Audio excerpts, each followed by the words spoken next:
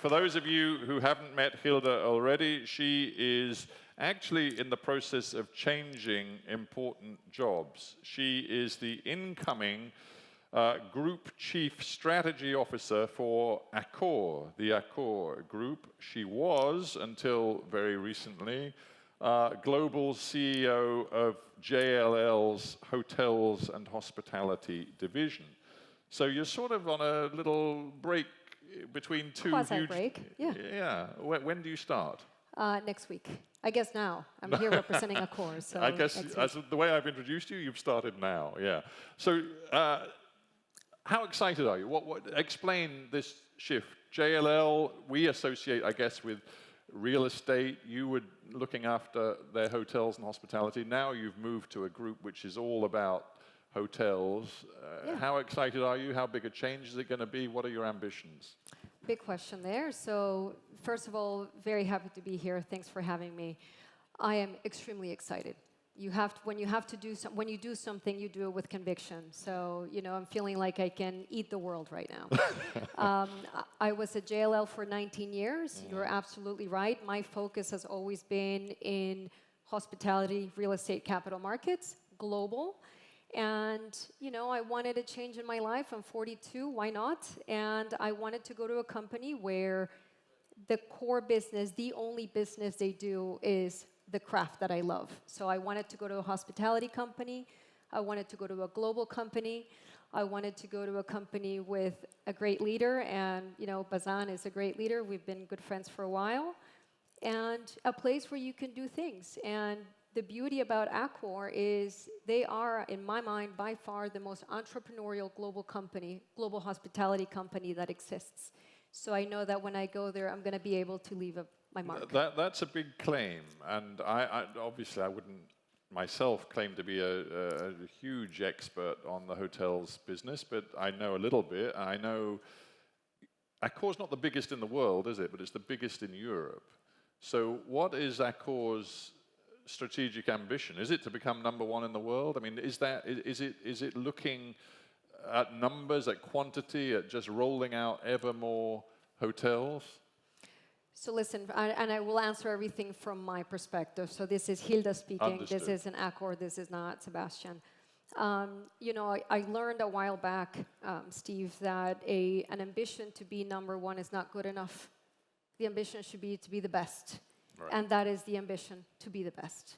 So, there's an extraordinary team. I was very lucky to meet the entire executive committee 3 weeks ago.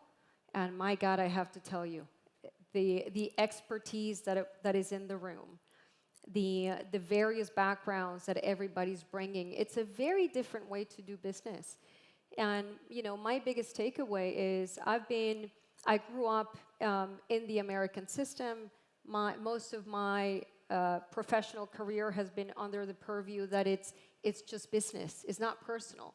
And I wanted to go to a company where it is personal. It is business and it is personal. Well, that's good, because I've almost forgotten, but the fireside is still burning here, which encourages the sort of personal and the intimate. So as I got Mohammed and Bill to do, I want you just to tell me a little bit about your background and how you got into this hotels and hospitality business in the first place. Take me right back to the beginning. So I'll give you the crash course. I am from Costa Rica. Tourism is our bread and butter. We rely on tourism. So you were born and raised in Costa Rica? I was born in Costa Rica, raised around the world, if you will. But my formative years did happen in Costa Rica. And my mom was a hotelier. My grandmother was a hotelier. So I've basically come home.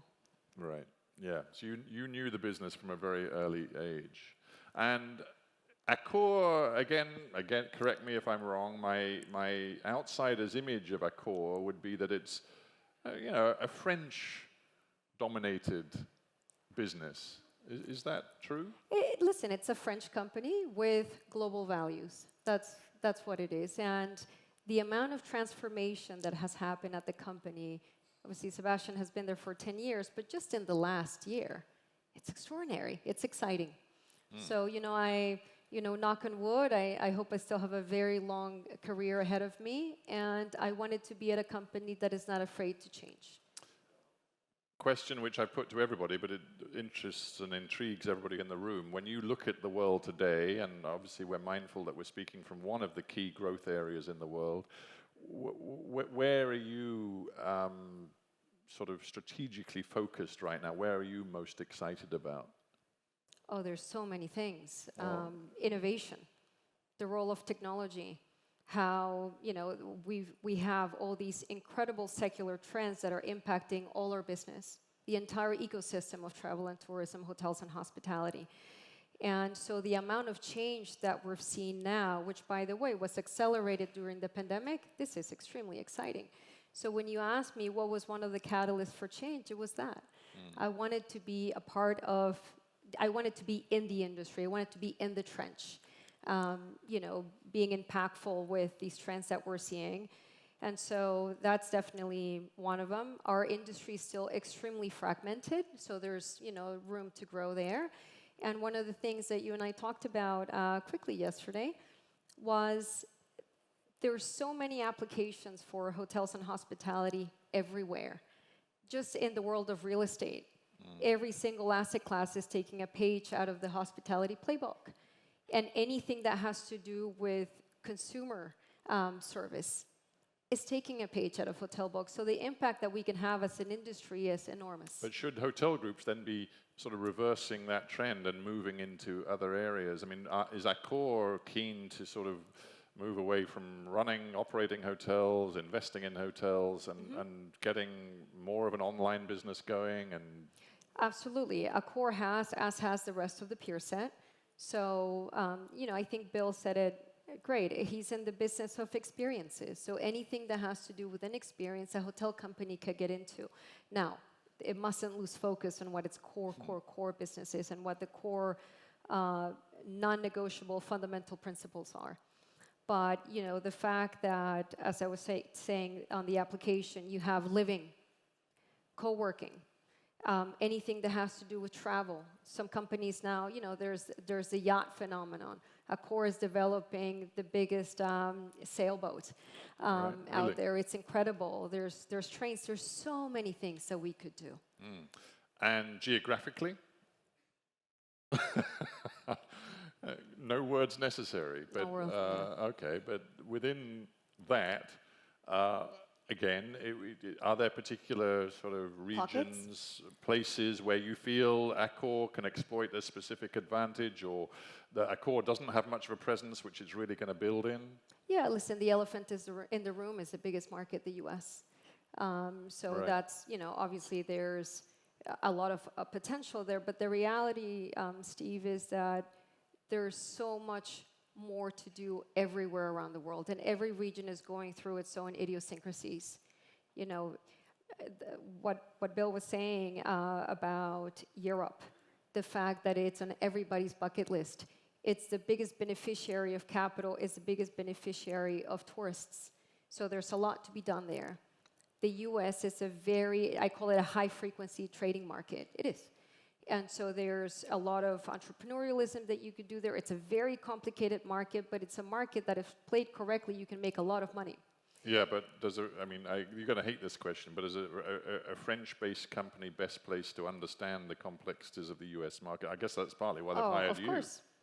You got to know the rules, but you got to bring a unique aspect of it. By the way, if you're going to go in the US to compete like a US company, don't bother.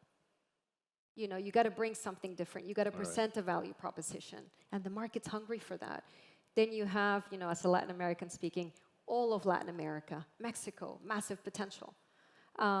This side of the world, fastest growing region. And by the way, one where you're seeing things done that no one would have imagined they could be done. 2015, who would have thought that we would have seen the change that we're seeing in Saudi Arabia? Right? And, you know, maybe when the vision first came out in around 2017, people thought it was crazy. Well, it's happening.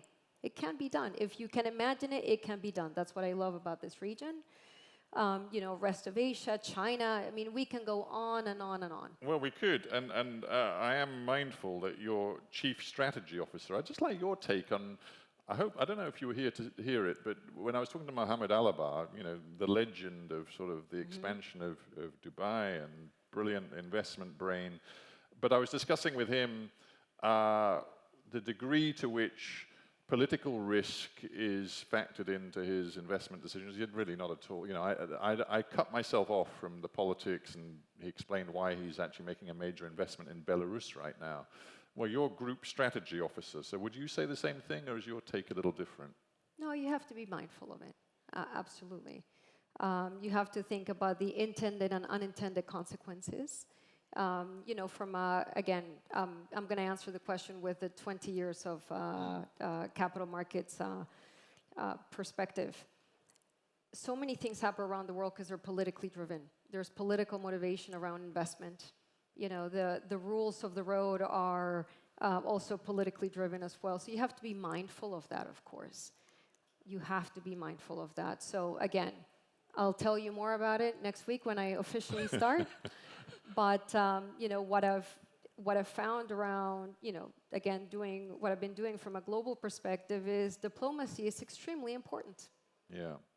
And another topic which, of course, you have to think about with your strategic hat, your long-term vision hat on, is how your business adapts to and contributes to positive impact upon climate change.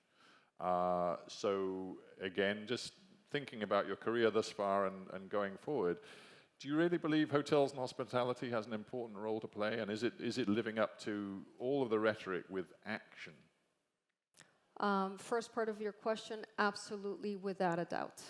So I told you I'm from Costa Rica. My blood is green. We've been breathing, feeding, we've been fed, protecting the environment since the moment we can reason. Back there, 25% of our country is I know protected, Costa Rica is so on pretty and so special, forth. yeah. So can hotels, can the travel and tourism industry have a big impact? Oh, without a doubt. But we need to speak as a unified voice. And in your second part of the question, has it been effective so far? No, it hasn't. We haven't done enough. The problem, though, is depending on where you are in the world, anything that has to do with climate change or risk management, et cetera, has become political. That is very dangerous. This isn't politics. It's not left or right. This is reality affecting all of us. I have a 3-year-old daughter. I am thinking about the future. I have to. It's my responsibility. So there's way many more things that we could do, but we have to go at it collectively. I'm very eager to hear what the students have to say later on today about, you know, their plans, their projects, their proposals. But yeah, let's be intentional about it. But you made, I mean, it's very powerful what you just said, but you made that plain to the Accor board, did you, during the recruitment process? You think there's more they could do? Of course, there's more everybody can do. So how are you going to change Accor? Well, maybe it's going to change me. Maybe we're going to collaborate. Again, I have to dig in and see what has been done. But, you know, I'll tell you something. In the last several years, again, from the perspective that I had, which was the U.S. looking out, and I'll go out on a limb here, it was a tick box. Even when you go to investment committees at some of these very big corporations, it's like, okay, we check. And climate change is seen as climate risk, meaning higher insurance costs. This is how it's boiled down to. And so what happens there, you can be intentional about it, but you're not being consequential about it. And so just, again, when it becomes a tick box, that's not going to work. And there's so many funds right now in the US who are actually now shying away from it because it became too political. Of course. That's ridiculous. You know, so 3 weeks ago, when I met with the executive committee at Accor, there was real purpose behind the objectives on how, you know, on ESG, okay? On everything we're doing from corporate social responsibility, waste, carbon footprint, et cetera, but also our social civil duty and how we're working with the governments. And I met the most brilliant woman, Brune, who's heading the sustainability efforts. My God, world watch out, she's incredible. So it is part of the core value. We are being intentional. We're going to be even more intentional, but there's a lot more we can do. And I think we also have to take responsibility for it and not just let the politicians deal with it because nothing's going to happen. No, well, I would say here to that.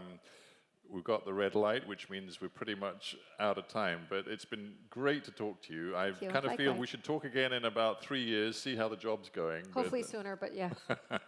Listen, thanks so much. It's been really terrific, and I'm sure everybody wants to give you a very warm hand. Thank you. Thank you so much. Thank you, Steve. Thank you.